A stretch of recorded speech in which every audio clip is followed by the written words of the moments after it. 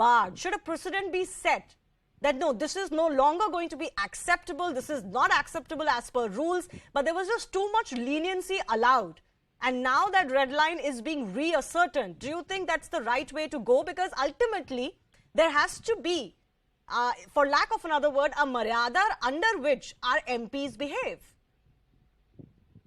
You know, the most important point, which needs to be debated, which is not being debated, is what the MPs are doing. The MPs are teaching non-cooperation here. And important legislations are being passed without any discussion. They need to remember that the question hour is the most important function of Parliament. Important issues get highlighted. Unfortunately, this has been bypassed. Now, obviously, the government will be very happy if disruptions happened. Don't forget, it was Arun Jaitley who once said the opposition is in the business of disruption. So we will disrupt. And now they're facing the same music. And now the government is probably happy that these kind of disruptions are happening. It makes the passage of bills possible by voice vote. What I feel very sad about that we need to follow, and with our model is based on the Westminster model. Why don't we remember that there in England, there is a time when the Prime Minister has to address certain issues on Thursday, which is called the question hour. And for half an hour, he's there answering questions leveled against him by the opposition. I think healthy debate can happen if there is some sanity. The opposition needs to remember that if they need to push their debates forward, they need to be a little calm, and only then things can work. Otherwise, these kind of disruptions will continue to happen. And I must honestly say here, it will make the government very happy, because these kind of disruptions. I wanted to ask Anshul, Avijit exactly that, because these disruptions and eventual suspensions don't help the opposition's agenda.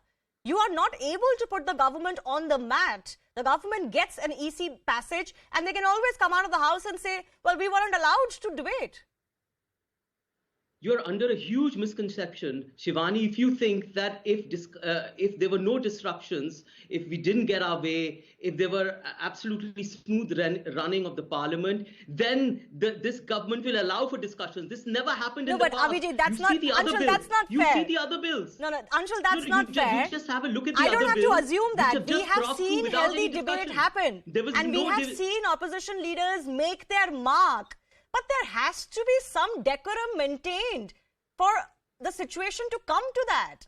You cannot say that because you fear that the government will still not allow you, that's why we will not let things run. That's not an excuse. This is not a fear of what is about to happen. This is about experience of what has happened in the past. This government doesn't believe in opposition. Do you not know how the way it runs its country? Every single decision is unilateral, beginning from demo to any other situation which has completely wrecked this economy and created huge social tensions. That's what we want to discuss about. There is no this is a huge misconception. But that's besides the point. That doesn't resolve what's happening right now. Yes. Right now, we want a discussion on the most pressing issue in this country, which is inflation. And if the government doesn't want it, well, it's guilty of causing it. Yeah, Zafar Islam, the government doesn't want it. That's why all of this is happening. You've basically forced the hand of the Congress MPs. I think he must, the Congress spokesperson must listen to our Parliamentary Affairs Minister. Very candidly, and where in plain words he said, we want to have all kind of discussion which opposition wants. All we want that you should not disrupt the parliament. Let's discuss in the Business Advisory Committee. Mr. Zafar Islam, I listened to the Prime Minister himself. I have every single word of his speech written before the starting of this session. No, so why don't you discuss? Tell your... don't interrupt me.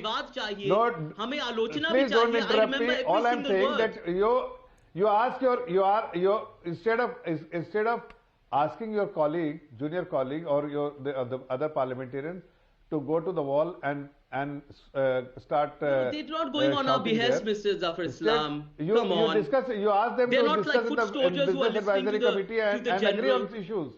We want to discuss. All I'm telling you, we want to discuss whether inflation. We have discussed many times inflation. We have discussed every issues. We can. Well, I'm glad you're saying this. I think please convey that to the House. You discuss it and agree on it. How much time you want to allocate? See, they do not want We've to already discuss in said, different advisory even in the committees. Rajya Sabha and the They Lok just want to Sabha, disrupt. we have given Rule notices. 67, this notice. Rule for X, this notice. It's best to discuss in the Business Advisory Committee whatever you want to discuss, agree on it, and let's have a discussion on that. You know, the larger Whether it's point that I'm inflation, discussing, whether it's gentlemen, I just want to pull anything away else you from want to this discuss. because, you know, the political bickering has stayed the same over many years. Neeta Chaudhary,